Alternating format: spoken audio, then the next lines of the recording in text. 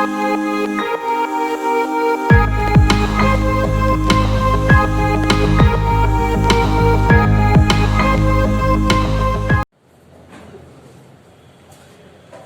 વિદ્યાર્થી મિત્રો, Saraswati group of education દ્વારા ચાલતા આ ઈ લર્નિંગ પ્રોગ્રામમાં હું બ્રિજેશ સાકરેચા ફરી એકવાર આપ સૌનું હાર્દિક સ્વાગત કરું છું. આપણે ધોરણ 12 ની અંદર ફિઝિક્સ ની અંદર ચેપ્ટર નંબર 14 નો અભ્યાસ કરતા હતા કે જેમાં આપણે લેક્ચર નંબર 13 સુધી આપણે પહોંચી ગયા હતા. તમે કરી દઈ બરોબર કે જેમાં આપણે અત્યાર સુધી ડાયોડ, સિલિકોનનો આખો સ્ફટિક, એમાં અશુદ્ધિ ઉમેરી અને પી પ્રકારનો અર્ધવાહક કેમ બનાવી શકાય, એન પ્રકારનો અર્ધવાહક કઈ રીતે બનાવી શકાય આપણે એ જોયું. ત્યારબાદ પીએન જંકશન ડાયોડ જોયો, ફોરવર્ડ બાયસ જોયું, રિવર્સ બાયસ જોયું, રેક્ટિફાયર જોયું, રેક્ટિફાયર તરીકે એનો ઉપયોગ જોયો. રેક્ટિફાયરની ડિટેલમાં આપણે અભ્યાસ કરી ગયા. ત્યારબાદ આપણે કહી શકાય કે સ્પેશિયલ પ્રકારના ડાયોડ ભણતા હતા કે જેમાં આપણે ઝેનર ડાયોડ વિશે અભ્યાસ કરી ગયા. અને ત્યારબાદ આપણે છેલ્લે લાસ્ટમાં ઓપ્ટો ઇલેક્ટ્રિક ડિવાઇસ વિશે થોડીક એવી માહિતી મેળવી. ચાલો હવે આપણે સ્ટાર્ટ કરીએ આજનો લેક્ચર. તો આજે આપણે હવે ભણવાના છીએ ફોટો ડાયોડ. તો આપણે જેમ ઝેનર ડાયોડ જોયું હતું કે એ વિશિષ્ટ પ્રકારનો અમુક જ એપ્લિકેશન આપણે સ્પેશિયલ પ્રકારની એપ્લિકેશન માટે ડેવલપ કરેલો ડાયોડ છે, એવી જ રીતે ફોટો ડાયોડ પણ એક વિશિષ્ટ હેતુ માટેનો પીએન જંકશન ડાયોડ છે. એટલે એમાં કાંઈક પીએન જંકશન ડાયોડમાં ફેરફાર કરીને આપણે ફોટો ડાયોડ બનાવેલો છે. તેમાં પ્રકાશને પ્રવેશવા માટે અને ડાયોડ પર પડી શકે તેવી પારદર્શક બારી હોય છે. એટલે ઇન શોર્ટ કે ભાઈ પીએન જંકશન ડાયોડ હોય તો એનો આટલો ભાગ હોય એ પારદર્શક રાખેલો હોય છે. એટલે કે એમાં આટલો અહીંયા જે ઉપરનો ભાગ છે એ પારદર્શક રાખેલો હોય. કેવો છોકરાઓ? પારદર્શક. એટલે પારદર્શક રાખેલો હોવાને કારણે એના ઉપર જ્યારે કોઈ પ્રકાશ આપાત થશે, કોઈ પ્રકાશના કિરણ એના ઉપર પડશે તો એ અંદર પ્રવેશી શકે. તો અહીંયા આપણને ખબર છે કે ભાઈ પી અને એન પ્રકારનો ડાયોડ હોય એને આપણે ભેગા કરી, પી અને એન પ્રકારના વાહક હોય એને આપણે ભેગા કરી પીએન જંકશન ડાયોડ બનાવતા હોય. એમાં આપણે આટલો ભાગ પારદર્શક રાખીએ તો ઓબ્વિયસ વાત છે કે અહીંયાથી પ્રકાશ અંદર પ્રવેશશે. ઓકે, પ્રકાશ એટલે વિદ્યુત ચુંબકીય તરંગ જે ઉર્જા ધરાવતું હોય છે. તો આ જે ડિપ્લેશન સ્તરની અંદર ઇલેક્ટ્રોનને ઉર્જા પૂરી પાડશે.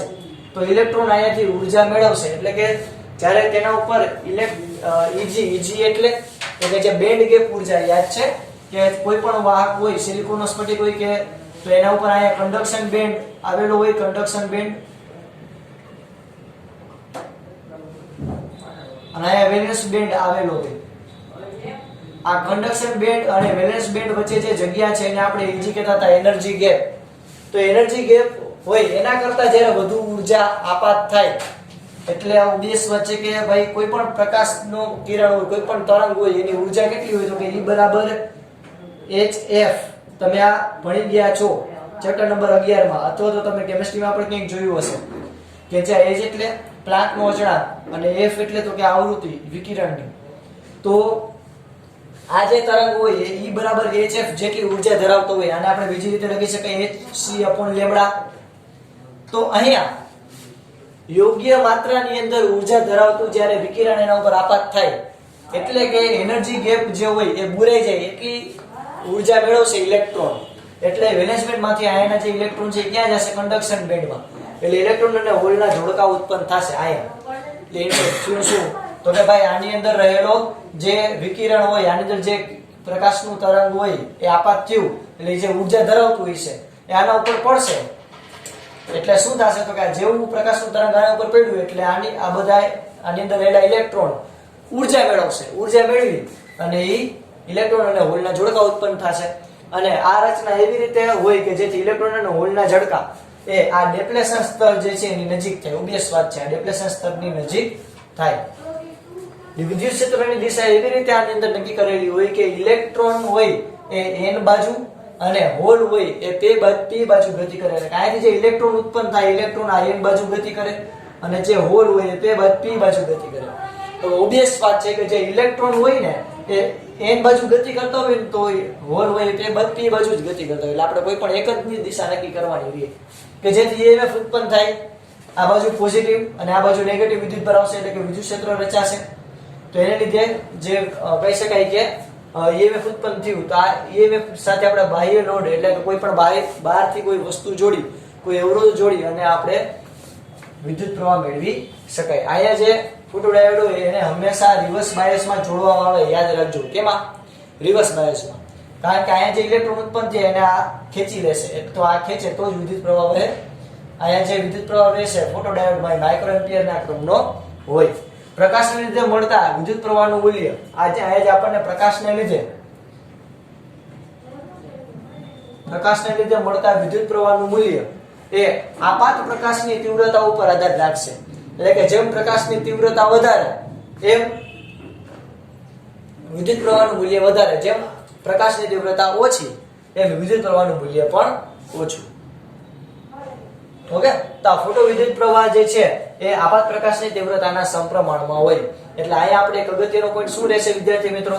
તો કે જે I જે છે એ ચલે છે આપાત પ્રકાશની તીવ્રતા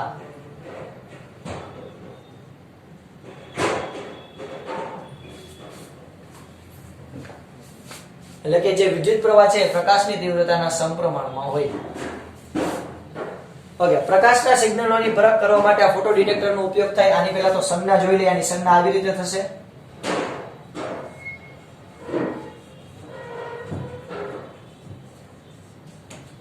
આ આપણો P છેડો, આ આપણો N છેડો, આ આપણો P છેડો, આ આપણો N છેડો. પછી જે ડાયોડ છે, ડાયોડમાં ઉપરથી પ્રકાશ આવ્યો એટલે આમાં ઉપરથી પ્રકાશ આવ્યો એટલે આની સંજ્ઞા આવી રીતે હોય ફોટો ડાયોડની. આપણે ત્યાં સુધી કેટલી સંજ્ઞા જોઈએ તો કે આ આપણો PN જંકશન ડાયોડ હતો, આ આપણો ઝેનર ડાયોડ હતો અને આપણે હવે ત્રીજી સંજ્ઞા જોઈ જે આપણો ફોટો ડાયોડ છે. બરોબર? આ પ્રકાશના સિગ્નલોની પરખ કરવા માટે આ ફોટો ડિટેક્ટરનો ઉપયોગ થાય. તો જોયું કે જેવો તમે આના ઉપર પ્રકાશ પાડશો એટલે અહીંયા સર્કિટ પૂરી થશે. એટલે કે તમે કોઈ અલાર્મ જોડેલો હોય, અવરોધની જગ્યાએ એલાર્મ જોડેલો હોય તો જેવું આના ઉપર પ્રકાશ પડશે ને એટલે આ વાગવા માંડશે. તો સિક્યુરિટી પર્પઝ ની અંદર આનો ઉપયોગ થાય. સિક્યુરિટી ની અંદર પછી તો કે સીડી પ્લેયર ની અંદર, કોમ્પ્યુટર ની અંદર આ બધાનો ઉપયોગ થાય. આને હંમેશા રિવર્સ બાયસમાં જોડવામાં આવે છે. પ્રકાશના સિગ્નલોની પરખ કરવા માટે ફોટો ડિટેક્ટર તરીકે પણ આની ઉપયોગ થાય. કે ભાઈ માની લો કે લાલ પ્રકાશ આવે છે તો એ પ્રમાણે વોલ્ટેજ ઉત્પન્ન કરશે અને આપણને દેખાડશે કે ભાઈ આટલા વોલ્ટેજ આવ્યા એટલે આ લાલ પ્રકાશી છે, આટલા વોલ્ટેજ આવ્યો તો આ લીલો પ્રકાશી છે, આટલા વોલ્ટેજ આવ્યો તો આ વાદળી કલરનો પ્રકાશી છે. એટલે પ્રકાશના સિગ્નલોની પરખ કરવા માટે પણ ફોટો ડિટેક્ટરનો ઉપયોગ થાય છે.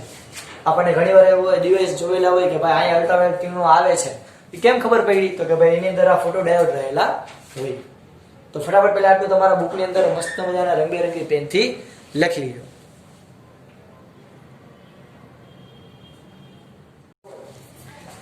ચાલો છોકરાઓ, તો આપણે એક થિયરી મુજબ એટલે કે આપણને બુકમાં આપેલું હતું એ મુજબ આપણે જોઈ ગયા કે ભાઈ કઈ રીતે રચના થાય. પણ હવે થોડુંક આપણે એનું વર્કિંગ પ્રોસેસ કઈ રીતનું હોય છે ફોટો ડાયોડનું એ હું તમને થોડુંક સમજાવવાનો પ્રયત્ન કરું. તો આપણે મુખ્યત્વે જોઈએ તો આપણે PN જંકશન ડાયોડ આ રીતે જોયા હતા કે આ હોય P પ્રકારનો ડાયોડ, અહીંયા હશે નેગેટિવ ટર્મિનલ એટલે કે આ આપણો P પ્રકારનો ડાયોડ છે અને બાજુમાં આપણો N પ્રકારનો ડાયોડ છે. હવે એની વચ્ચે તમે જ્યારે ભેગા કરો તો બે વચ્ચે ડિપ્લેશન સ્તર બનશે. તો આપણે અહીં ડિપ્લેશન સ્તર દર્શાવી લઈએ કે આ બાજુ કહી શકાય કે બધા નેગેટિવ ઇલેક્ટ્રોન આવી ગયા અને આ બાજુ બધા પોઝિટિવ આવી ગયા એટલે કે હોલ ની રચના થઈ. એટલે કે આ આપણું ડિપ્લેશન સ્તર બે આપણે એમ કહીએ.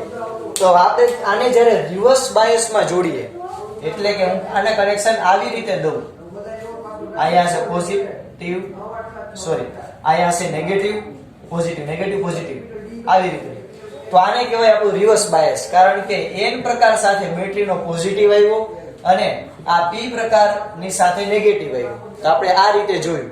બરોબર? તો આને કહેવાય રિવર્સ બાયસ. તો આપણને પ્રશ્ન થાય કે સાહેબ ફોટો ડાયોડને રિવર્સ બાયસમાં જ શું કામ જોડવામાં આવે? તો કે જો આપણે આને રિવર્સ બાયસની અંદર જોડશું મસ્ત મજાની રીતે તો થશે શું? તો કે ભાઈ આપણે પહેલા તો બેટરી કનેક્ટ ન કરી હોય તો ત્યારે થાય શું? તો કે એક સ્તર બને. બેટરી કનેક્ટ કરી તો અહીંયા બેટરીનો જે પોઝિટિવ છે આ બધા ઇલેક્ટ્રોનને પોતાની તરફ ખેંચશે અને આ નેગેટિવ માની અંદર જે ઇલેક્ટ્રોન રહેલા હશે એ આ બાજુથી બધાને પોતાની તરફ ખેંચશે. તો થશે શું? તો કે આપણને બધાને ખબર છે રિવર્સ બાયસમાં ભણી ગયા કે આ ડિપ્લેશન સ્તરના સ્તરમાં થોડીક જાડાઈ થશે એટલે કે વધારો થશે. હવે તો કે તમે વિચાર કરો કે અહીંયા આ માની લો કે આપણી બેટરી તમે 3 વોલ્ટની લીધી, અથવા તો આપણે આ બેટરી માની લો કે 9 વોલ્ટની લીધી, તો અહીંયા આપણી આનું નીચે સર્કિટ દોરું કે ભાઈ અહીંયા આપણે માની લો કે આ 9 વોલ્ટની છે બેટરી, ઉપરની બાજુ આ પીએન જંક્શન છે એનો પણ એક પોટેન્શિયલ છે, પોઝિટિવ ને નેગેટિવ, આ બાજુ વિદ્યુત ક્ષેત્ર પોઝિટિવ થી નેગેટિવ, તો ઈ આપણું પણ માની લો કે આમ જ છે પોઝિટિવ થી નેગેટિવ, તો એ પણ 9 વોલ્ટ નું જ્યારે હશે તો તમે વિચાર કરો કે એમાંથી કઈ પ્રવાહ પસાર થશે? નો થાય, કારણ કે જો વિદ્યુત સ્થિતિમાનનો તફાવત જ નથી. પણ આપણે કઈક એવી પ્રોસેસ કરી, આ માની લો કે મેં કોઈ લેમ્પ જોડેલો છે, હવે આપણે આની ઉપર પ્રવાહ પસાર કરવો હોય તો આપણે શું કરવું પડશે? તો કે આપણે કઈક એવી પ્રોસેસ કરવી પડશે કે વિદ્યુત પ્રવાહ એ પોઝિટિવ થી નેગેટિવ આ ડાયરેક્શનમાં આગળ વધે. તો એના માટે આપણે આ 9 વોલ્ટ ને કોઈક ને કોઈક રીતે ઘટાડવું પડે. તો કઈ રીતે ઘટશે? તો કે આપણે અહીંયા ઉદ્દેશ વાત છે કે પારદર્શક બારી રાખી લ્યો, બરોબર? પારદર્શક બારી રાખો તો આપણે 9 વોલ્ટ ને કંઈક ઘટાડવો પડશે. કઈ રીતે ઘટાડશી? તો કે એના માટે આપણે પારદર્શક બારી રાખેલી છે. આપણે એવું થિયરીમાં કીધું કે ભાઈ ઉપરથી આમ પ્રકાશના કિરણ ઝગમગ કરતા પડતા છે, તો ઉપરથી પ્રકાશના કિરણ પડશે એટલે આપણે કીધું હતું કે દરેક ફોટોન હોય એ દરેક ફોટોન એ hv જેટલી, એટલે કે hv એટલે ફ્રીક્વન્સી, બરોબર? એટલે કે આને hc/λ પણ કહી શકો. આટલી ઉર્જા ધરાવતો હોય દરેક ફોટોન. એ આપણે 11th ચેપ્ટર જે છે એના વિશે ડિટેલમાં આની અંદર ફોટોન કોને કહેવાય અને ફોટોન કેટલી ઉર્જા ધરાવતો હોય તો કે ભાઈ hf જેટલી, એના વિશે આપણે અભ્યાસ કરીશું. તો દરેક પ્રકાશનો કણ છે એ hf જેટલી ઉર્જા ધરાવતો હોય, આટલી ઉર્જા ધરાવતો હોય, તો એ ઉર્જા અહીંયા ઇલેક્ટ્રોનને મળશે. હવે આની અંદર રહેલા ઇલેક્ટ્રોન છે, ઓબ્વિયસ વાત છે, જો આ પોઝિટિવ છે, આ આખી રચના આખું સ્ટ્રક્ચર ક્યાં બન્યું છે? તો કે સિલિકોનના સ્ફટિકની અંદર બન્યું છે. તો આ માની લો કે સિલિકોનના આવી રીતે એટમ પણ આવેલો હોય છે, બરોબર? આવી રીતે સિલિકોનનો એટમ આવેલો હોય છે, આવી રીતે આમ 4 એની સાથે ઇલેક્ટ્રોન જોડાયેલા હોય. તો આ ઉર્જા, પ્રકાશની ઉર્જા એ આ સિલિકોનના એટમ્સને મળશે, તો એની અંદર રહેલા ઇલેક્ટ્રોન મુક્ત થશે અને આવી રીતે બહાર આવશે. રેડી? તો આવી રીતે ઇલેક્ટ્રોન મુક્ત થઈ અને આવી રીતે બહાર આવશે. તો ઇલેક્ટ્રોનને ઉર્જા મળી, તો આ ઇલેક્ટ્રોન અહીંથી આમ ખેંચાઈ જશે. ના આપણે તો આમ જવાનું છે. તો હવે શું પ્રોસેસ થશે? તો કે જેવું આ ઇલેક્ટ્રોન મુક્ત થયો તો આ આખું આયન જે છે સ્ફટિક સિલિકોનનો જે આયન છે પોઝિટિવ આયન થયો, તો એ પોઝિટિવ આયન આ ઇલેક્ટ્રોનને પોતાની તરફ ખેંચશે. તો આયન બધા હોલ છે, સમજો આયન બધા હોલ છે, એની અંદર જે આયા પણ કંઈક અમુક તો મુક્ત ઇલેક્ટ્રોન રહેલા જ છે, એની બાજુ ખેંચાશે. તો માઇનોરિટી વાહકોને લીધે તમને શું મળશે? વિદ્યુત પ્રવાહનું મૂલ્ય મળશે. એટલે કે ઇન શોર્ટ તમે અહીંયાથી જ્યારે માની લો કે આપણે 9 વોલ્ટની બેટરી લીધી, તો 9 વોલ્ટ કરતા ઓછો વોલ્ટેજ થઈ જાય તો વિદ્યુત પ્રવાહ વહેવાનું ચાલુ થશે. કારણ કે ઓબ્વિયસ વાત છે કે આ વિદ્યુત પ્રવાહ ક્યારે હોય? વિદ્યુત સ્થિતિમાનનો તફાવત હોય. તો અહીંયા માની લો કે હું 3 વોલ્ટની બેટરી જોડું ને 9 વોલ્ટની બેટરી જોડું, તો વિદ્યુત પ્રવાહ 3 થી 9 આવી રીતે જતો હોય. એટલે ઇન શોર્ટ આપણે કરવાનું શું છે? તો કે આપણે અહીંયા જેટલી બેટરી જોડેલી છે એના કરતા ઓછા વોલ્ટેજ અહીંયા આવશે તો વિદ્યુત પ્રવાહ વહેવાનું ચાલુ થશે. આ ડેપ્લેશન સ્તરની જગ્યાએ આવી રીતે આમ ઇલેક્ટ્રોન આવી રીતે મૂવમેન્ટ થવાનું ચાલુ થશે. અહીંયાથી પણ ઇલેક્ટ્રોન સતત આપણને ખબર છે ઇલેક્ટ્રોન અહીંયાથી આને આકર્ષ થાય છે, તો હોલ પણ આવી રીતે આમ આવશે, બરોબર? તો આવી રીતની રચના થશે ફોટો ડાયોડની અંદર. અને આની અંદર જે કંઈ પણ પ્રકાશ ઉત્પન્ન થાય છે ફોટોન, બરોબર, એ પ્રકાશની તીવ્રતા ઉપર ડાયરેક્ટલી આધાર રાખશે ઉત્પન્ન થતો પ્રવાહ. તો અહીં જે પ્રવાહ ઉત્પન્ન થશે એ પ્રકાશની તીવ્રતા ઉપર આધાર રાખશે. તમે જેટલી વધારે તીવ્રતાથી પ્રકાશ ઉત્પન્ન કરશો એટલો વધુ વિદ્યુત પ્રવાહ અહીંયા ઉત્પન્ન થશે. જેમ તમે વધારે તીવ્રતા આપો, તીવ્રતા કોને કહેવાય? તો કે આપણે ચેપ્ટર નંબર 8 માં ભણી ગયા. તીવ્રતા કોને કહેશે વિદ્યાર્થી મિત્રો?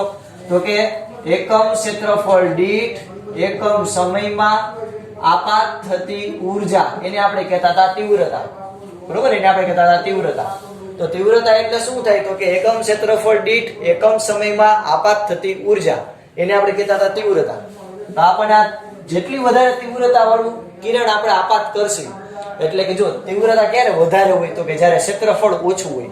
એટલે જેમ બને ઓછા ક્ષેત્રફળ ને, કારણ કે ઘણાને કેમ થાય તું તો સાહેબ બધે પારદર્શક બારી કરી નાખાય, પણ ના, જેમ ક્ષેત્રફળ ઓછું હોય છે એમ તીવ્રતા એ પ્રકાશની વધારે છે.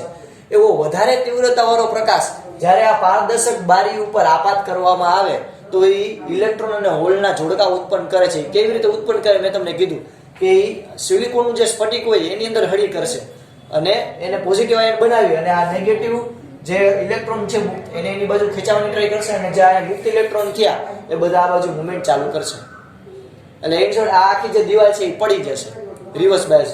આનો તમે ગ્રાફ જુઓ તો આપણને આવી રીતે ગ્રાફ મળશે. અહીંયા આપણને માઇક્રો એમ્પિયરના ક્રમનો પ્રવાહ હશે અને આ બાજુ વોલ્ટેજ હશે. તો માની લો કે આ એક તીવ્રતા હોય તેના માટે આપણને આવો ગ્રાફ મળશે I1, બીજી તીવ્રતા માટે આપણને આવો ગ્રાફ મળશે I2, ત્રીજી તીવ્રતા માટે આવો ગ્રાફ મળશે I3. એટલે કે તમે જેમ તીવ્રતા વધારો એમ તમને પ્રવાહનું મૂલ્ય પણ વધારે મળશે અને વોલ્ટેજનું મૂલ્ય પણ વધારે મળશે. તો આ થયું આપણું ફોટો ડાયોડ.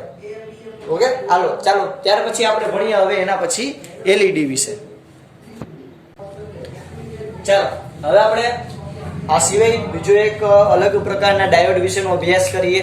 આપણે ઝેનર ડાયોડ ભણી ગયા, ફોટો ડાયોડ ભણી ગયા, PN જંકશન તો પહેલેથી ભણી જ ગયા, તો એના ઉપર તો આ બધી આપણી રમત ચાલતી હતી.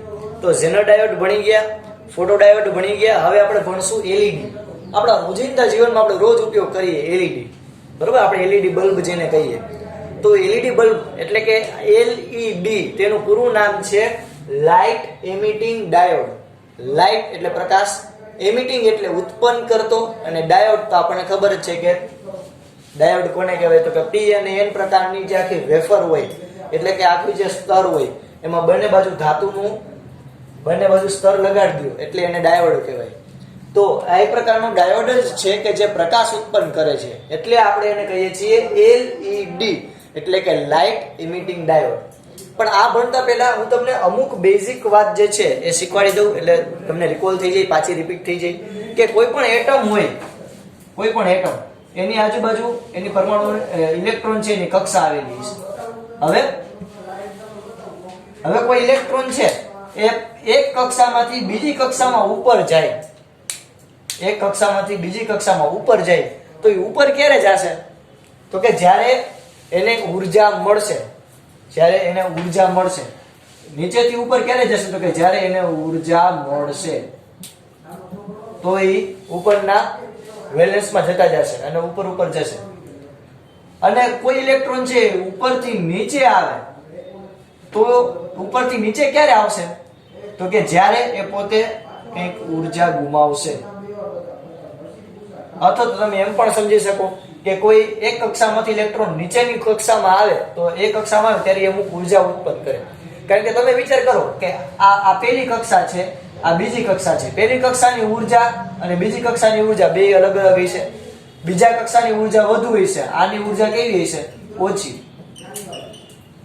એટમની વાત કરીએ તો પહેલી કક્ષાની ઊર્જા ઓછી હશે, બીજી કક્ષાની ઊર્જા વધારે હશે. તો વિચાર કરો કે ઇલેક્ટ્રોન જે છે એ બીજી કક્ષામાંથી પહેલી કક્ષામાં આવે તો એની ઊર્જા તો અચળ જ રહે, કારણ કે ઊર્જા સંરક્ષણનો નિયમ છે કે ભાઈ ઊર્જાનો શક્ય નથી કે ભાઈ આપણે એને ઉત્પન્ન કે નાશ કરી શકાય. તો અહીંયા તો ઊર્જા ઓછી હશે તો બાકીની ઊર્જા, હવે આ માની લો કે 5 જૂલ ઊર્જા ધરાવે ફોર એક્ઝામ્પલ, તો અહીંયા જવા માટે અહીંયા આવ્યું એટલે 3 જૂલ ઊર્જા ધરાવશે. તો બાકીની 2 જૂલ ઊર્જા ક્યાં ગઈ?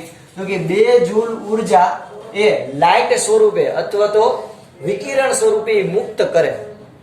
બરોબર? આ તમે કેમેસ્ટ્રીમાં પણ ભણી ગયા છો અને આપણા ફિઝિક્સની અંદર મોડર્ન ફિઝિક્સમાં ચેપ્ટર નંબર 12 અને 13 માં પણ તમે ભણી ગયા છો.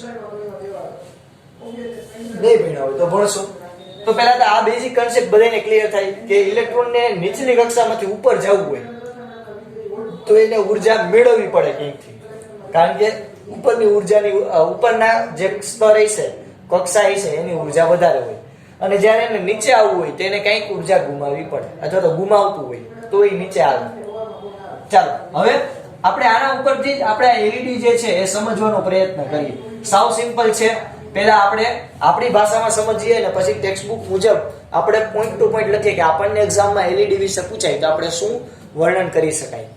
તો સૌથી પહેલા તો આ P અને N પ્રકારની આખી આપણી પાસે વેફર આવેલી છે, આખું સ્તર આવેલું છે કે જેના બંને બાજુ હું ધાતુના વાહક જોડી અને એની સાથે હું બેટરીને જોડું છું. તો હવે જ્યારે હું આને ફોરવર્ડ બાયસમાં જોડું, પહેલા તો આને હું એમનેમ જોડ્યું હોય તો આની વચ્ચે શું હશે? ડેપ્લેશન સ્તર રચાશે. હવે તો કે આ પોઝિટિવ સાથે હું બેટરીનો પોઝિટિવ અને આને નેગેટિવ સાથે બેટરીનો નેગેટિવ જોડું, ઇન શોર્ટ આને હું ફોરવર્ડ બાયસમાં જોડું. યાદ છે છોકરાઓ, ફોરવર્ડ બાયસ કોને કહેવાય? તો કે જ્યારે p પ્રકારનો છેડો બેટરીના પોઝિટિવ સાથે અને n પ્રકારનો છેડો બેટરીના નેગેટિવ સાથે જોડેલો હોય તો આ પ્રકારના જોડાણને કહેવાય ફોરવર્ડ બાયસ. તો જ્યારે હું આ LED ને ફોરવર્ડ બાયસ ની અંદર જોડીશ તો શું થશે? તો કે ભાઈ આ ડિપ્લેશન સ્તરમાં ઘટાડો થશે, પણ આટલું ડિપ્લેશન સ્તર તો બનતું જ હશે. બરોબર, આ ડિપ્લેશન સ્તર બન્યું એક દિવાલ જેવું. હવે ફોરવર્ડ બાયસમાં શું થશે? તો કે માની લો કે આ ડિપ્લેશન સ્તર છે સિલિકોન માટે કેટલું છે? તો કે 0.7 વોલ્ટ. આયા માની લો કે આપણે 3 વોલ્ટની બેટરી આપી, તો તમે જ મને કહો કે 0.7 વોલ્ટ મોટા કે 3? તો કે ભાઈ 3. એટલે બધો પ્રવાહ આવી રીતે વહન પામશે, એટલે કે આ દિવાલ તૂટી જશે અને ઇલેક્ટ્રોન આમ વહન પામતા હશે. એ પ્રોસેસ આપણે ફોરવર્ડ બાયસમાં જોઈ, એટલે કે વિદ્યુત પ્રવાહ વહેતો હશે. ઓબિયસ વાત છે, આપણે LED ને વિદ્યુત પ્રવાહ તો આપીએ જ છીએ, તો વિદ્યુત પ્રવાહ વહે પણ છે. તો વિદ્યુત પ્રવાહ વહે છે, વિદ્યુત પ્રવાહ I વહે છે કે જે મિલી એમ્પિયરના ક્રમનો હોય છે. આપણને ખબર છે ફોરવર્ડ બાયસમાં વિદ્યુત પ્રવાહ હોય કેટલામાં ક્રમનો મળે? મિલી એમ્પિયર. અને રિવર્સ બાયસમાં માઇક્રો એમ્પિયરના ક્રમનો, જે આપણે આગલા લેક્ચરમાં ડિટેલમાં ચર્ચા કરી હતી.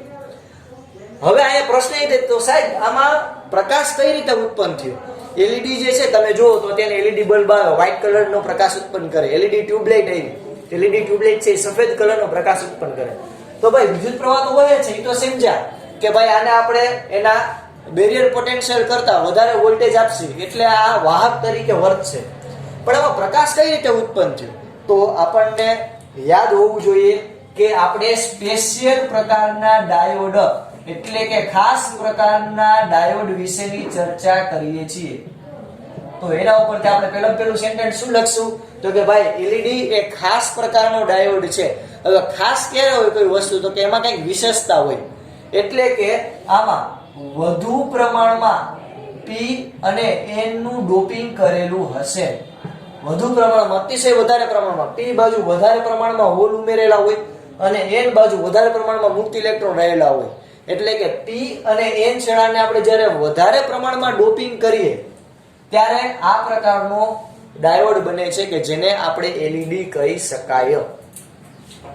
તો આ P અને N નું વધારે પ્રમાણમાં ડોપિંગ આવેલું હોય છે. હવે થશે શું? તો કે જો સમજો કે આની અંદર પણ ઇલેક્ટ્રોન રહેલા છે અને આ કહી શકાય કે આવી રીતે એક વાહક તરીકે જ કામ કરશે. આવી રીતે ઇલેક્ટ્રોન જે છે મુક્ત ઇલેક્ટ્રોન એ આમ વહન પામતા હશે, પણ ઇલેક્ટ્રોન આમ વહન પામતા હશે ના. આપણને ખબર છે કે ભાઈ આ પોઝિટિવ અને નેગેટિવ છેડો હોય તો હકીકતમાં ઇલેક્ટ્રોન નેગેટિવ થી ઇલેક્ટ્રોનની દિશા કઈ હોય? વિદ્યુત પ્રવાહની દિશા કરતા વિરુદ્ધ, એટલે કે ઇલેક્ટ્રોન આ રીતે ગતિ કરતા હશે. તો આના ઇલેક્ટ્રોન આ બાજુ આવતા હશે, આમ આવતા હશે નહીં. બરાબર, આવી રીતે આમ ઇલેક્ટ્રોન ગતિ કરતા હશે. હવે આ બાજુનો કોઈ ઇલેક્ટ્રોન છે એ આ બાજુ આવશે, આ બાજુનો કોઈ ઇલેક્ટ્રોન છે એ આ બાજુ આવશે. હવે તમે જો વધારે વોલ્ટેજ આપ્યા છે, આ 0.7 વોલ્ટ છે અને આ 3 વોલ્ટ છે, તો બહુ વધારે તમે કાઇનેટિક એનર્જી આપી, બહુ વધારે ઉર્જા આપી. બરોબર, બહુ વધારે ઉર્જા આને આપી દીધી, તો બહુ વધારે ઇલેક્ટ્રોનને તમે ઉર્જા આપી તો થશે શું? તો કે આ ઇલેક્ટ્રોન આ બાજુ મુવમેન્ટ થશે. એ પણ બધાને ખબર, તો જ વિદ્યુત પ્રવાહ વહેતો હોય. તો આ એક નોર્મલ સ્ફટિકની ચર્ચા કરું કે આ બાજુના જે એટમ છે એને મેં આ આકૃતિ દોરેલી છે. હવે જ્યારે આ અતિશય વધારે ઉર્જા ધરાવતો ઇલેક્ટ્રોન, અતિશય ગતિ ઉર્જા ધરાવતો મુક્ત ઇલેક્ટ્રોન એ આની સાથે આવશે એટલે થશે શું? તો કે આ બાજુના બધા ઇલેક્ટ્રોન છે એ વેલેન્સ બેન્ડમાં જાય છે અને પછી આવી રીતે આમ વહન પામે. બરોબર, તો અહીંયાનો કોઈ મુક્ત ઇલેક્ટ્રોન નહીં છે. હવે અહીંયા કોઈ ઇલેક્ટ્રોન રહેલો હોય, એ અહીંયાથી ઉપર જાય અને અહીંયા ઉર્જા મેળવી અને ઉપરના કક્ષામાં જાય, તો એની જેટલી ગતિ ઉર્જા હશે એના કરતા જે આ મુક્ત ઇલેક્ટ્રોન છે ને એની ગતિ ઉર્જા કેવી હશે? વધારે. શું કામ વધારે હશે? તો કે ઓબિયસ વાત છે કે તમે કોઈને પરાણે ઉર્જા આપી અને ઉપરની બાજુ મોકલો એના કરતા આમાં જો બહારથી આપણે વોલ્ટેજ વધારે આપેલા જ છે, એટલે આ ઓલરેડી કોઈ પણ એટમ હોય એ એટમ ની અંદરનો ઇલેક્ટ્રોન એક કક્ષામાંથી બીજી કક્ષામાં જાય એના કરતા આપણે વોલ્ટેજ આપી અને એને જે ગતિ ઉર્જા આપી હોય ને એનું મૂલ્ય વધારે હોય, તો આ મૂલ્ય વધારે આવશે. તો આ જ્યારે આની આ કક્ષાની અંદર ઇન્ટ્રોડ્યુસ થશે, આની અંદર આવશે, આ ઘણા બધા સિલિકોનના એટમ રહેલા છે, તો આ જ્યારે મુક્ત ઇલેક્ટ્રોન એ સિલિકોનના એટમની અંદર દાખલ થશે તો થશે એવું કે એ વધારે ઉર્જા ધરાવે છે. હવે આ માની લો કે સિલિકોનની ઉર્જા આ બીજી ઉર્જામાં જવા માટે ફોર એક્ઝામ્પલ 5 ઇલેક્ટ્રોન વોલ્ટની જરૂર હોય કે ભાઈ આ બીજી કક્ષામાં કોણ રહી શકે, તો કે ભાઈ જેની પાસે 5 ઇલેક્ટ્રોન વોલ્ટ ઉર્જા હોય. હવે આ માની લો કે આપણી પાસે જે મુક્ત ઇલેક્ટ્રોન છે એ 10 ઇલેક્ટ્રોન વોલ્ટ ઉર્જા ધરાવે છે, તો એ અહીંયા આવ્યો એનો મતલબ એમ કે એની પાસે 5 ઇલેક્ટ્રોન વોલ્ટ ઉર્જા આવી. તો બાકીની 5 ઇલેક્ટ્રોન વોલ્ટ ઉર્જા ક્યાં ગઈ, તો કે એ ઉર્જા જે છે એ વિકિરણ સ્વરૂપે બહાર આવશે. કયા સ્વરૂપે? વિકિરણ, એટલે કે ફોટોન સ્વરૂપે, લાઇટ સ્વરૂપે ઉત્સર્જિત થશે. એટલે ઇન શોર્ટ આપણે એમ કહી શકાય કે જ્યારે મુક્ત ઇલેક્ટ્રોન છે એ સિલિકોનના જે પરમાણુની જે રચના છે એમાં દાખલ થશે તો આ મુક્ત ઇલેક્ટ્રોન વધારે ઉર્જા ધરાવતા હોવાને કારણે જે સિલિકોનનું એટમ છે એમાં એ દાખલ થશે ને એટલે એને પોતાની ઉર્જા કંઈક ગુમાવવી પડશે. એ ઉર્જા ગુમાવશે, એ કયા સ્વરૂપે ઉર્જા ગુમાવશે? વિકિરણ સ્વરૂપે ઉર્જા ગુમાવશે. એટલે આપણને અહીંયા પ્રકાશ મળશે. એટલે ઓબ્વિયસ વાત છે કે ઇલેક્ટ્રોન પોતાનું કામ કરતા જશે, એ તો આમ ચાલતા જશે, પણ સાથે સાથે શું ઉત્પન્ન કરતા જશે, તો કે ભાઈ એલઈડી એટલે તો કે પ્રકાશ ઉત્પન્ન કરે, એટલે પ્રકાશ ઉત્પન્ન કરતા જશે. હવે જેમ ઇલેક્ટ્રોન છે વધારે ને વધારે આ કક્ષામાં જશે તો વધારે ને વધારે પોતાની ઉર્જા ગુમાવતું જશે. એટલે જેમ તમે અહીંયાથી બેટરી વધારે જોડો એમ અહીંયાથી ઇલેક્ટ્રોનનું વહન વધારે થાય. જેમ ઇલેક્ટ્રોનનું વહન વધારે થાય તો ઓબ્વિયસ વાત છે કે બધા ઇલેક્ટ્રોન છે એ સિલિકોનના ઘણા બધા એટમ હોય એની જે બાહ્ય કક્ષા છે એની અંદર જશે. એટલે કે ઘણા બધા ઇલેક્ટ્રોન છે એ પોતે પ્રકાશ ઉર્જા ઉત્પન્ન કરી અને પોતાની ઉર્જા ગુમાવી અને સિલિકોન ભેગા જોડાશે. તો ઘણા બધા પોતાના પ્રકાશ ઉર્જા ઉત્પન્ન કરે તો એટલો પ્રકાશ વધારે આવશે. એટલે આપણે એમ કહી શકાય આખી જો સિક્વન્સ કઈ રીતે બની, તો કે જેમ બેટરી માંથી પ્રવાહ વધુ વહેશે એમ ઇલેક્ટ્રોન છે મુક્ત ઇલેક્ટ્રોન એ પી તરફ વધુ ગતિ કરશે. જેમ પી તરફ વધારે ગતિ કરશે એમ એ શું કરશે, તો કે એમ એ પોતે ઉર્જા ગુમાવશે, ઉર્જા વિકિરણ સ્વરૂપે ગુમાવશે.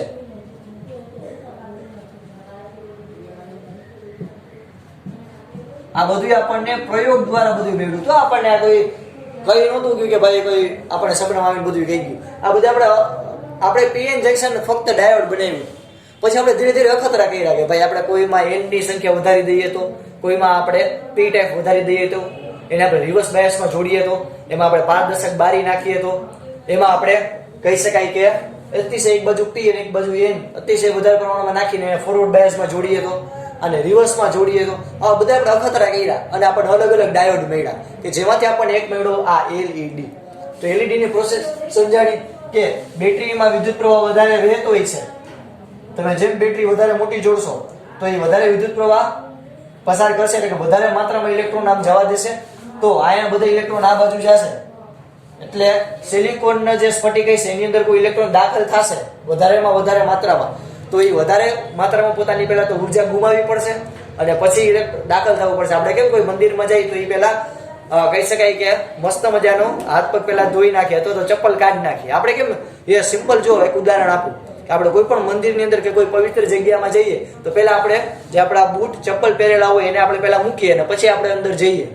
તો આપણે શું, તો એવી રીતે ઇલેક્ટ્રોન છે એને અહીંયા દાખલ થવા માટે એને પોતાની જે વધારાની ઉર્જા છે એને ગુમાવવી પડશે. તો એ વધારાની ઉર્જા એ વિકિરણ સ્વરૂપે એટલે કે ફોટોન સ્વરૂપે મુક્ત કરશે, એટલે કે પ્રકાશ સ્વરૂપે મુક્ત કરશે અને પછી આમ જઈ શકશે.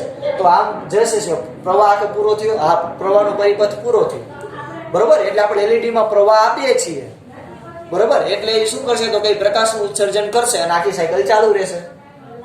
તો જેમ આયા વિદ્યુત પ્રવાહની તીવ્રતા વધારે, જેમ વિદ્યુત પ્રવાહ તમે વધારે આપો એમ પ્રકાશ વધારે ને વધારે ઉત્સર્જિત થાય, બરોબર. એટલે તમે કહી શકો કે જે વિદ્યુત પ્રવાહ જે છે આઈ એ ડાયરેક્ટલી પ્રોપોર્શનલ છે પ્રકાશ સાથે. એટલે કે જેમ તમે વધારે વધારે વિદ્યુત પ્રવાહ આપશે વધારે વધારે માત્રામાં પ્રકાશ ઉત્પન્ન થશે. પ્રકાશની તીવ્રતા તમે કહી શકો. એટલે શરૂઆતમાં એવું થાય કે શરૂઆતમાં એટલે તમે બહુ ઓબ્ઝર્વ ન કરી શકો, તમે નહીં હોય કે સાવ માઇક્રો સેકન્ડ કરતાં પણ ઓછા સેકન્ડની અંદર કે જ્યારે બહુ ઓછા ઇલેક્ટ્રોન આમ જતા હોય તો ત્યારે એ પ્રમાણે પ્રકાશની તીવ્રતા બહુ ઓછી હોય, તો તરત ફટાફટ ઇલેક્ટ્રોનનું કહી શકાય કે અથડામણ વધે ને ફટાફટ આવી રીતે ઇલેક્ટ્રોન મુવમેન્ટ કરવા મળે એટલે પ્રકાશની તીવ્રતા વધી જાય અને આપણને પૂરતો પ્રકાશ મળે. બરોબર, તો આ થયું આખું કન્સેપ્ટની વાત. હવે આપણે જોઈએ આપણા ટેક્સ્ટ બુકમાં કઈ રીતે આપણને આપેલું છે. પેલા આટલું બધા ફટાફટ બુકમાં લખી લેજો.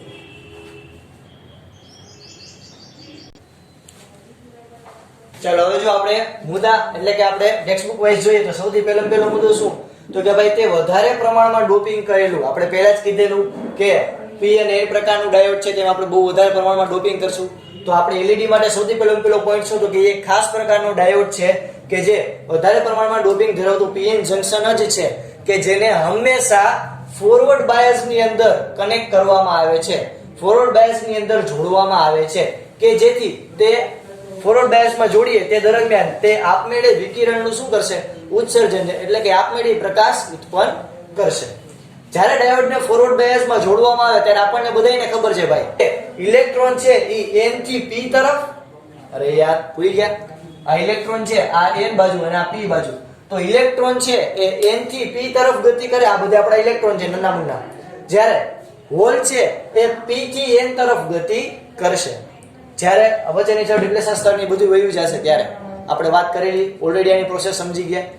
હવે જંકશનની સીમા પાસે, આ જંકશનની સીમા એટલે કે આ બાઉન્ડ્રી, જંકશન જ જો કે એના નામું નિશાન વયા જાય, સરનામું ભૂસાઈ જશે, પણ જંકશનની સીમા પાસે બંને બાજુ વધારાના માઇનોરિટી વાહકો. માઇનોરિટી વાહક કોને કહેવાય, તો કે જો આ હોલ માટે એટલે કે આ p માટે ઇલેક્ટ્રોન છે એનું માઇનોરિટી વાહક છે અને આ n માટે જે હોલ કહેવાય એ હોલ એનું માઇનોરિટી વાહક છે.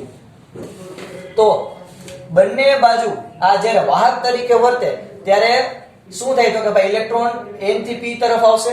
તો આ p ની અંદર પેલા હોલ હતા પણ જેવી આ દિવાલ તૂટી એટલે ઇલેક્ટ્રોન આ બાજુ આવ્યા એટલે માઇનોરિટી વાહકોની સંખ્યા વધતી ગઈ. એવી જ રીતે અહીંયા તો કે અહીંયા ફક્ત ઇલેક્ટ્રોન હોય બદલે ધીરે ધીરે જ્યારે દિવાલ તૂટી તો આ બાજુ હોલ રચાતા ગયા. એટલે કે જંકશનની સીમા પાસે બંને બાજુ વધારાના માઇનોરિટી વાહકો એ મેજોરિટી વાહકો સાથે અથડાય, સંયોજાય અને એ શું તો કે વિકિરણનું ઉત્સર્જન કરશે. બરોબર, તમે આ મસ્ત મજાનો જો વિડિયો જોઈ શકતા હશો તો એ વિડિયોની અંદર તમે બંને જ્યારે ભેગા થાય ત્યારે વિકિરણ ઉર્જાનું ઉત્સર્જન થાય એવું તમે જુઓ. તો એના ઉપરથી આપણે કહી શકાય કે જ્યારે આ ઇલેક્ટ્રોન છે એ આ અહીંયાથી આલિફાથી અહીં માલિફા આવી અને અહીંયા હોલ સાથે સંયોજાય એટલે એ વિકિરણ ઉત્સર્જન કરશે. શું કામ કરશે તો કે એ આપણે જોયું હમણાં આની પ્રોસેસ જોઈ ત્યારે કે એ જ્યારે કહી શકાય કે વેલેન્સ બેન્ડ ની અંદર જશે, કન્ડક્શન બેન્ડ માંથી વેલેન્સ બેન્ડમાં. તમે આ રીતે આખા ગ્રાફ જોયા હતા, બરોબર. અહીંયા હોય ઉપર એનર્જી બેન્ડ અથવા તો અહીંયા હોય કન્ડક્શન બેન્ડ, કન્ડક્શન બેન્ડ અને નીચે હશે વેલેન્સ બેન્ડ અને એ બે વચ્ચેના જે જગ્યા હોય એને આપણે કહેતા હતા એનર્જી ગેપ, જેને કહેતા હતા Eg. તો જ્યારે કોઈ ઇલેક્ટ્રોન છે એ કન્ડક્શન બેન્ડ માંથી વેલેન્સ બેન્ડમાં આવશે ત્યારે એ શું કરશે તો કે વિકિરણનું ઉત્સર્જન કરશે. વિકિરણનું શું કરશે તો કે ઉત્સર્જન કરશે. એટલે ખાસ યાદ રાખજો, આ મેં તમને આપણે કન્ડક્શન બેન્ડ વેલેન્સ બેન્ડ ની રીતે સમજાવેલું છે અને આ આપણે પ્રોસેસ સમજ્યા, બરોબર. એટલે થશે શું તો કે ભાઈ જંકશનની સીમા પાસે બંને બાજુ માઇનોરિટી વાહકોની સંખ્યા વધતી જશે અને જ્યારે માઇનોરિટી વાહક છે એ આ મેજોરિટી વાહક સાથે સંયોજાય, ખબર પડે.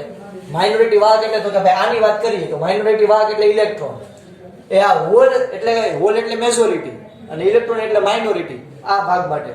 તો ઇલેક્ટ્રોન હોલ સાથે સંયોજાય એટલે કે માઇનોરિટી મેજોરિટી સાથે સંયોજાય ત્યારે એ શું કરશે તો કે વિકિરણનું ઉત્સર્જન કરશે. આ બેન્ડ ગેપ જેટલી કે તેના કરતા ઓછી ઉર્જા ધરાવતા ફોટોનનું ઉત્સર્જન થશે. આપણે જોયું કે આ બેન્ડ ગેપ જેટલી અથવા તેના કરતા ઓછી ઉર્જા વાળા તરંગનું શું થશે, ઉત્પાદન અથવા તો એ તરંગ ઉત્પન્ન થશે, પ્રકાશ ઉત્પન્ન થશે. જ્યારે ડાયોડમાં વિદ્યુત પ્રવાહ ઓછો હોય, આપણે પહેલા હમણાં જોઈ ગયા પ્રોસેસમાં કે જ્યારે ડાયોડની અંદર વિદ્યુત પ્રવાહ ઓછો હોય ત્યારે પ્રકાશની તીવ્રતા કેવી જોવા મળશે આપણને. પ્રકાશની તીવ્રતા જ્યારે ડાયોડ વિદ્યુત પ્રવાહ ઓછો હોય ત્યારે પ્રકાશની તીવ્રતા ઓછી અને જ્યારે વિદ્યુત પ્રવાહ વધારે હોય ત્યારે ડાયોડની તમને તીવ્રતા કેવી જોવા મળશે? તો કે ડાયોડની તીવ્રતા વધુ જોવા મળશે. એટલે કે જેમ તમે વિદ્યુત પ્રવાહ વધારે આપતા જાઓ એમ પ્રકાશની તીવ્રતા વધતી જશે. એટલે કે ધીરે ધીરે કરતા કરતા પ્રકાશ પોતાના મહત્તમ કેપેસિટી સુધી આવશે અને એલઈડી ફૂલ ગ્લો કરશે. હવે આ જે સમયગાળો છે ને છોકરાઓ વિકિરણ ઉત્પન્ન કરવાનો એ ખૂબ ઓછો હોય, નેનો સેકન્ડમાં હોય. એટલે જુઓ તમે જેવી સ્વિચ ચાલુ કરો તમે એલઈડી ફટ કરતી ચાલુ થઈ ગઈ દેખાય, પણ હકીકતમાં આ પ્રોસેસ છે એ આટલી બધી લાંબી પ્રોસેસ થાય, પણ એનો સમયગાળો જે છે એ ખૂબ જ નાનો હોવાને કારણે આપણને એની અસર વર્તાતી નથી. બાકી જૂની જે ફ્લોરોસન્ટ ટ્યુબ આવતી, જૂની ટ્યુબલાઇટ આવતી, તેમાં તમે જુઓ જેવી ચાલુ કરો એટલે પેલા વાળા બે સાઈડના ગોળા હોય પેલા તો લાલ ગરમ થાય અને પછી ટ્યુબલાઇટ પેલા તો આછી કહી શકાય પ્રકાશ આપે ને પછી અમુક 2-3 સેકન્ડ પછી આમ ફૂલ ગ્લો થાય, જે તમે રીતસરનું જોઈ શકતા હતા. એલઈડી માં શું કામ નથી જોઈ શકતા? કારણ કે આપણે હવે ઇલેક્ટ્રોન ઉપર જ એવા ફેરફાર કરી નાખ્યા, હતા નહોતા કરી નાખ્યા કે આ પ્રક્રિયા 10⁻⁹ સેકન્ડ એટલે કે નેનો સેકન્ડમાં પ્રક્રિયા થતી હોય, જે આપણે ડિટેલમાં 11મા ચેપ્ટરમાં ભણીશું. બરોબર? તો આટલું પહેલા ક્લિયર થયું. ચાલો આટલા પોઈન્ટ પહેલા ફટાફટ બુકની અંદર લખી લ્યો એલઈડી વિશે, પછી આગળના પોઈન્ટ લખું. એલઈડી જે છે એ 3 માર્કમાં પૂછાતો મોસ્ટ એમપી ક્વેશ્ચન છે, એટલે પહેલા તો અહીંથી શરૂઆત કરવાની, આગળના પોઈન્ટ તમને દેખાડું છું, પણ એ પહેલા ફટાફટ આટલું તમારા બુકની અંદર લખી લ્યો. ચાલો ત્યાર પછી તો કે એલઈડી ની આઈવી લાક્ષણિકતા એટલે કે વિદ્યુત પ્રવાહ અને વોલ્ટેજની જે લાક્ષણિકતા છે આપણને સિલિકોન માટે કેવી મળી હતી? તો કે યાદ હોવું જોઈએ આપણને. તો કે આપણે આઈવી લાક્ષણિકતા I અને V સિલિકોન માટે કંઈક આવી મળી હતી કે હવે ફોરવર્ડ બાયસમાં જોડો તો આમ થાય અને રિવર્સ બાયસમાં જોડો તો આવી રીતે આમ થાય. બરોબર? આ માઇક્રો એમ્પિયરના ક્રમનો પ્રવાહ હોય, આ મિલી એમ્પિયરના ક્રમનો તમને પ્રવાહ મળશે. આને કહેવાય બ્રેકડાઉન વોલ્ટેજ. ના આને કહેવાય, યાદ કરો, યસ, બેરિયર પોટેન્શિયલ નું મૂલ્ય, બેરિયર પોટેન્શિયલ. અને આ બાજુ જે હોય કે જ્યાંથી ડાયોડ બ્રેક થઈ જાય એને કહેવાય બ્રેકડાઉન. આને ની વોલ્ટેજ તરીકે પણ ઓળખવામાં આવે, ની વોલ્ટેજ. ચાલો આગળ આ સિલિકોનની જે ગ્રાફ હતો એવી જ આપણને આમાં લાક્ષણિકતા મળશે, પરંતુ એલઈડી માટે થ્રેશોલ્ડ વોલ્ટેજ કેવો હોય? વધારે. થ્રેશોલ્ડ વોલ્ટેજ એટલે કે ઓછામાં ઓછો એવો વોલ્ટેજ કે જ્યાંથી એલઈડી જે છે પ્રકાશ ઉત્પન્ન કરવાનું ચાલુ કરે એ વોલ્ટેજનું મૂલ્ય કેવું હોય? વધારે. 0.7 વોલ્ટ નો હોય. સિલિકોન માટે કેમ આપણે કઈ 0.7 વોલ્ટ સિલિકોન ચાલુ થઈ જાય, વાહક તરીકે કામ કરે. એમાં આમાં જે થ્રેશોલ્ડ વોલ્ટેજ એટલે શું છોકરાઓ? થ્રેશોલ્ડ વોલ્ટેજ તો કે એટલા ઓછા વોલ્ટેજે પ્રકાશ જે છે એ પ્રકાશ ઉત્પન્ન કરવાનું ચાલુ કરે એને કહેવાય થ્રેશોલ્ડ વોલ્ટેજ. એ થ્રેશોલ્ડ વોલ્ટેજ એનો વધુ હોય. દરેક રંગ માટે તેનું મૂલ્ય કેવું છે? અલગ અલગ. જેમ કે તમારે લાલ રંગનો પ્રકાશ ઉત્પન્ન કરવો તો એના માટે અલગ વોલ્ટથી પ્રકાશ ઉત્પન્ન થાય. ફોર એક્ઝામ્પલ આપણે ઉદાહરણ તરીકે રેન્ડમલી લઈ લઈએ. ફોર એક્ઝામ્પલ કોઈ એલઈડી છે એને 3 મિલી એમ્પિયર પ્રવાહ આપું તો એ લાલ રંગનો પ્રવાહ ઉત્પન્ન કરશે. 4 મિલી એમ્પિયર આપું તો એ જાંબલી કલરનો પ્રવાહ ઉત્પન્ન કરશે. હું 5 મિલી એમ્પિયર પ્રવાહ આપું તો એ વાદળી કલરનો રંગ ઉત્પન્ન કરશે. આ જસ્ટ ઉદાહરણ રેન્ડમલી કહું છું. તો એવી રીતે અલગ અલગ વોલ્ટેજ આપો ને, અલગ અલગ પ્રવાહ આપો ને, તો એ મુજબ તમને અલગ અલગ આવૃત્તિ વાળો એટલે કે અલગ અલગ આવૃત્તિ વાળા તરંગો, અલગ અલગ પ્રકાશ તમને મળે. બરોબર? આ ડાયોડના રિવર્સ બાયસ બ્રેકડાઉન વોલ્ટેજ કેવા છે? ખૂબ જ ઓછા. આપણે પહેલેથી આ ડાયોડને ફોરવર્ડ બાયસમાં જોડીએ છીએ, પણ તમને પ્રશ્ન થાય સાહેબ આપણે રિવર્સ બાયસમાં જોડીએ તો શું થાય? આપણે એને રિવર્સ બાયસમાં જોડીએ તો એના રિવર્સ બાયસ વોલ્ટેજ કેપેસિટી છે 5 વોલ્ટ.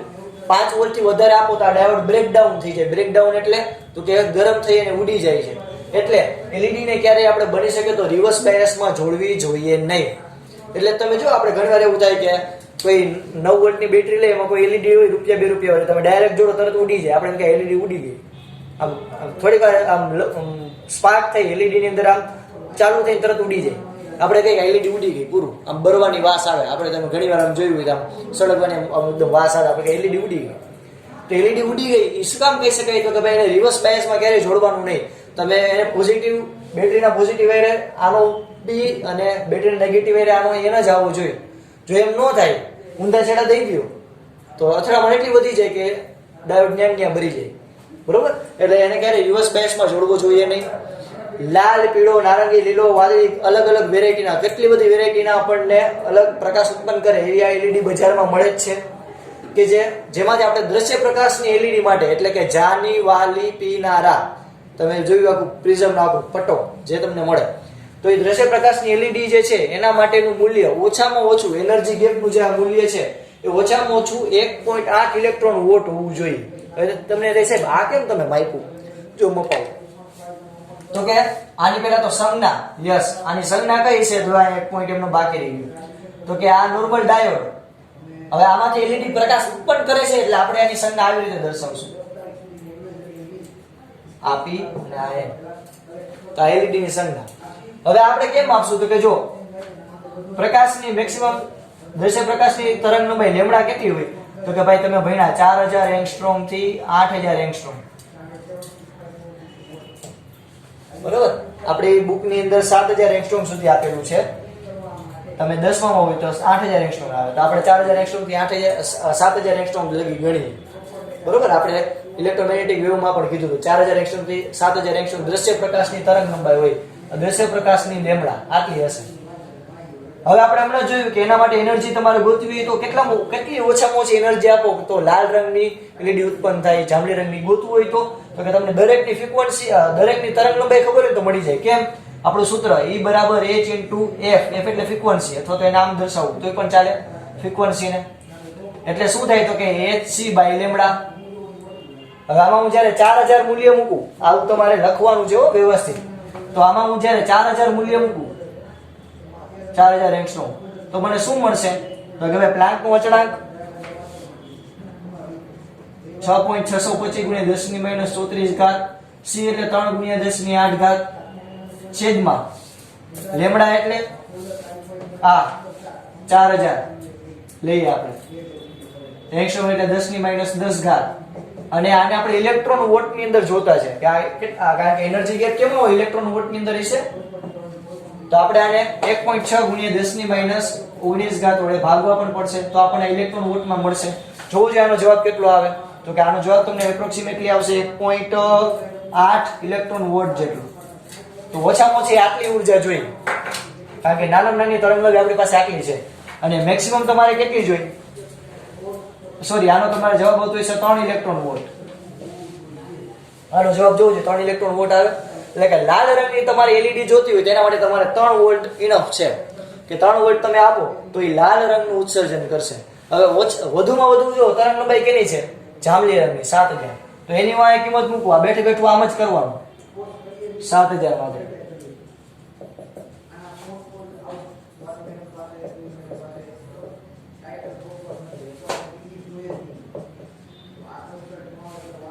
h × c ના છેદમાં 7000 × 10⁻10⁻, એને ગુણ્યા 1.6 × 10⁻19 ઇલેક્ટ્રોન વોટ. તો આમ કરશો તો આનો તમને જવાબ આવશે 1.8 ઇલેક્ટ્રોન વોટ. તો એનો મતલબ એમ કે તમારે જાંબલી રંગ ઉત્સર્જન કરવું હોય તો 1.8 ઇલેક્ટ્રોન વોટ ઓછામાં ઓછું એનર્જી ગેપ જોઈએ.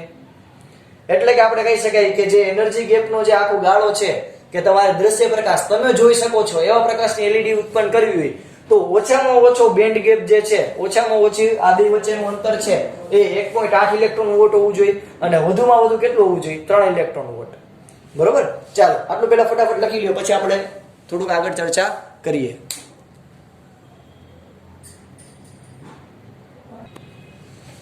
ચાલો હવે આ સિવાયની વાત તો કે ભાઈ આપણે જોયું કે ભાઈ એનર્જી ગેપ કેટલો હોવો જોઈએ એકરંગી એટલે કે દ્રશ્ય પ્રકાશની તરંગ લંબાઈ ઉત્પન્ન કરવા માટે. તો કે એના માટે આપણે જોયું કે ભાઈ 1.8 ઇલેક્ટ્રોન વોટ થી 3 ઇલેક્ટ્રોન વોટ લગીનો એનર્જી ગેપ હોય તો એમાંથી જે પ્રકાશ ઉત્પન્ન થાય એને આપણે જોઈ શકીએ. પછી તો કે ભાઈ gallium arsenide phosphide, gallium arsenide phosphide એટલે કે ગેલિયમ GaAs અને P ફોસ્ફાઇડ એનો સંયોજન બનાવી અને આપણે અલગ અલગ રંગની એલઈડી બનાવવા માટે આપણે એનો ઉપયોગમાં લઈ શકાય છે. એટલે કે અલગ અલગ કલરની એલઈડી જે છે એ આ ગેલિયમ આર્સેનાઇડ ફોસ્ફાઇડ નો ઉપયોગ કરી અને બનાવી શકાય. બરોબર, લાલ રંગ માટે એનર્જી ગેપ છે એ ઓછામાં ઓછો 1.9 ઇલેક્ટ્રોન વોટ છે. એટલે કે તમે 1.9 ઇલેક્ટ્રોન વોટ એનર્જી ગેપ રાખો ને તો પણ તમે લાલ રંગનો પ્રકાશ ઉત્પન્ન કરો. હવે જો એમાં જો વેરાયટી આવે અલગ અલગ કલરની એલઈડી, તો અલગ અલગ કલરની એલઈડી એટલે કે તમે જેમ આ લાલ રંગ માટે જ એનર્જી ગેપ જે છે એ બદલાવતા જાવ તો એ પ્રમાણે લાલ રંગની તીવ્રતા કહી શકાય કે અથવા તો લાલ રંગ જે છે તો એની પણ અલગ અલગ ઘણી બધી વેરાયટી હોય તો એ પ્રમાણે તમને કલર મળતું જાય. એક એક્ઝામ્પલ આપું, ફોર એક્ઝામ્પલ આ આર્સેનાઇડ અને ફોસ્ફાઇડ નું પ્રમાણ છે. આર્સેનાઇડ અને ફોસ્ફાઇડ એ આ N ટાઈપ નું જે વેફર છે, આ બાજુ આખું જે ગેલિયમ જે છે ગેલિયમ, આ પોઝિટિવ તરીકે ગેલિયમ રાખો P પ્રકાર તરીકે. N પ્રકાર તરીકે આર્સેનાઇડ અને ફોસ્ફાઇડમાં આર્સેનાઇડ 60% અને ફોસ્ફાઇડ 40% લ્યો. અને આવું જે તમે PN જંક્શન બનાવો, ગેલિયમ કેટલું હોય? આ P પ્રકાર આખો ગેલિયમ થી બનેલો. આર્સેનાઇડ 60% હોય, ફોસ્ફાઇડ 40% હોય. આવું તમે સંયોજન બનાવો ને તો એ લાલ રંગનો પ્રકાશ ઉત્પન્ન કરશે. તો આવું આપણને એક્સપેરિમેન્ટ દ્વારા અલગ અલગ માત્રામાં તમે ફેરફાર કરી, આ ગેલિયમ, આર્સેનાઇડ, ફોસ્ફાઇડ એની માત્રામાં ફેરફાર કરી અને તમે એનર્જી ગેપમાં ફેરફાર કરી શકો અને જેને કારણે અલગ અલગ વિકિરણ તીવ્રતા વાળી LED તમે બનાવી શકો. ગેલિયમ આર્સેનાઇડ ની જે LED તમે બનાવો, ગેલિયમ અને આ બાજુ ખાલી આર્સેનાઇડ, આર્સેનિક તત્વો હોય, આર્સેનાઇડ કે જેનો એનર્જી ગેપ છે 1.4 ઇલેક્ટ્રોન વોલ્ટ હોય. કેટલો? 1.4. તો વિચાર કરો, આપણે દ્રશ્ય પ્રકાશ માટે કેટલો જોતો હતો? તો કે 1.8 ઇલેક્ટ્રોન વોલ્ટ થી 3 ઇલેક્ટ્રોન વોલ્ટ કે જેને આપણે જોઈ શકાય. હવે આ જો 1.4 ઇલેક્ટ્રોન વોલ્ટ છે તો આપણે એને જોઈ શકતા હશું? ના. તો કે જે ઇન્ફ્રારેડ LED કહેવાય, એટલે કે એ જે તરંગ ઉત્પન્ન કરી આપણે જોઈ નથી શકતા. ફોર એક્ઝામ્પલ, આપણે રિમોટમાં જો આપણે સેટઅપ બોક્સ આપણી સામે હોય તો રિમોટથી આપણે સ્વિચ દબાવીએ અને ચેનલ બદલાય છે, તો એ જે સિગ્નલ છે એ આપણે જોઈ નથી શકતા. આમ લીટી લાઈન, આખી લાઈન થઈ એવું તમે કદી જોયું? ના, આપણે એને જોઈ નથી શકતા. તો એ ઇન્ફ્રારેડ LED કહેવાય કે જેને આપણે જોઈ શકતા નથી. પણ તમે એ જે મોબાઈલ હોય એનું જે આગળનો જે LED હોય મોબાઈલમાં LED, એને તમે મોબાઈલના કેમેરાની સામે રાખી અને મોબાઈલ રિમોટની સ્વિચ દબાવશો ને તો એમાંથી તમને જાંબલી કલરનું વિકિરણ નીકળતું હોય એવું દેખાશે. બરોબર? જાંબલી રંગનું વિકિરણ ક્યાં મળે? 1.8 જેટલું. એ તમે જોઈ શકશો. હું તમને નિરાતે કહીશ કઈ રીતે, પણ એવું તમે જોઈ શકશો. તો આ ઇન્ફ્રારેડ LED હોય એને આપણે જોઈ શકતા નથી, પણ એ બનાવવા માટે આનો ઉપયોગ થાય. એનર્જી ગેપ કેટલો ઇન્ફ્રારેડ LED નો MCQ માં પૂછાય? 1.4 ઇલેક્ટ્રોન વોલ્ટ. ઉપયોગ તો કે રિમોટ કંટ્રોલમાં, એલાર્મ તંત્રની સિક્યુરિટી પર્પઝ માટે LED આમ રાખેલી જોઈએ, આમ સતત પ્રકાશ જતો હોય એવી. જો તમે આવી રીતે આમ નીકળો અને માની લો કે તમારા શરીર વચ્ચે આવી જાય એટલે પ્રકાશ અહીંયાથી આમ ન જઈ શકે, તો આખી સિસ્ટમ બ્રેક થાય ને એલાર્મ જે છે એ વાગવા માંડે. તો આવી એલાર્મ તંત્ર સિક્યુરિટીની અંદર, પ્રકાશીય સંચાર વ્યવસ્થામાં એટલે કે કોમ્યુનિકેશનની અંદર આવી ઇન્ફ્રારેડ LED નો ઉપયોગ થાય છે. જેમ કે બરોબર ફાયદા તો કે LED ના કયા? તો કે ઓછો કાર્યકારી વોલ્ટેજ, એટલે કે ઓછા વોલ્ટેજે LED ચાલુ થઈ જાય. જેમ કે 2 વોલ્ટ, 3 વોલ્ટ, 4 વોલ્ટ, 5 વોલ્ટ. આપણે AC પ્રવાહ, આપણે પીળા બલ્બ આપે 60 વોલ્ટ આપતા હતા, એટલા બધા વોલ્ટની જરૂર નથી. એવા LED બલ્બ પણ આવે છે, પણ એટલા બધા વધારે વોલ્ટેજ નો આપો તોય ચાલે. ઓછો પાવર કન્ઝ્યુમ કરે છે, બિલ ઓછું આવે LED માં, એટલે આપણે બધા હવે LED તરફ આવ્યા છીએ. ઝડપી કાર્ય, ફટાફટ ગ્લો થઈ જાય. મેં તમને કીધું એમ ગરમ થવાની જરૂર નથી. ઓબ્વિયસ વાત છે કે આપણે ઓલા પીળા બલ્બ આવતા એકદમ ગરમ થતા, બરોબર? હેલોજન બલ્બ હોય એકદમ ગરમ હોય, બદલે હવે તમે જુઓ કે LED ની આખી હેલોજન આવે તો એ ગરમ ન થાય. એટલે ઉત્સર્જિત પ્રકાશની જે બેન્ડવિડ્થ હોય, LED જે પ્રકાશ ઉત્પન્ન કરે, ફોર એક્ઝામ્પલ તમે લાલ કલરની LED લીધી, એ લાલ રંગનો પ્રકાશ ઉત્પન્ન કરશે. તો એ જે પ્રકાશ ઉત્પન્ન કરે છે ને એની તીવ્રતા, એટલે કે એની જે બેન્ડવિડ્થ છે એ 100 એંગસ્ટ્રોમ થી 500 એંગસ્ટ્રોમ ની વચ્ચે હોય. એટલે કે જે ઉત્સર્જિત પ્રકાશ હોય ને એ એક સરખો રહે એમ, એટલે કે એકરંગી પ્રકાશ મળે. ફોર એક્ઝામ્પલ તમે લાલ કલરની LED લ્યો તો એ લાલ રંગનો પ્રકાશ તમે કન્ટિન્યુઅસલી 5 કલાક ચાલુ રાખો ને તો 5 કલાકમાં એ કઈ તીવ્રતામાં ફેરફાર નહીં થાય. તો પહેલી કલાકમાં અતિશય વધારે લાલ કલર મેળવો, બીજી કલાકમાં ઓછો મેળવો, 5મી કલાકે તો સાવ આછો લાલ કલર આપતું હતું, એવું નહીં થાય. એટલે એક રંગી તમને પ્રકાશ મળશે LED ની અંદર. લાંબુ આયુષ્ય LED નું આપણને ખબર છે, અને ઝડપી ચાલુ બંધ થવાની ક્ષમતા. કારણ કે પેલા CFL બલ્બ હોય કે નોર્મલ જે હેલોજન બલ્બ હોય, તમે ફટાફટ ચાલુ બંધ કરો તો ટ્યુબ બુડી જાય. આપણે એવું સાંભળ્યું હતું, બરોબર, કે ટ્યુબ બુડી જાય. પણ LED જે છે એ ઝડપી ચાલુ બંધ થવાની ક્ષમતા ધરાવે છે. પછી આપણે સાવ કહી શકાય કે સાવ આપણે ધબધબાટી બોલાવીએ તો આ ઉડી જાય, કે આ થોડું ભગવાન છે. એટલે આ થઈ આપણું LED નો મસ્ત મજાનો ટોપિક કે જે અગત્યનો 3 માર્કમાં પૂછે. તો આપણે મેં તમને કીધું એમ કે ભાઈ તમને 3 આખી અલગ અલગ સ્લાઇડમાં સમજાવ્યું. તે બધી થિયરી લખવી પડે, આકૃતિ અને આ એનર્જી ગેપનો આખું ગ્રાફ મસ્ત મજાનો દોરવો પડે. આ સુધી રાખીએ. જય ભારત, જય હિન્દ. બધા ફટાફટ તમારા બુકની અંદર આ લખી લેજો રંગબેરંગી પેનથી.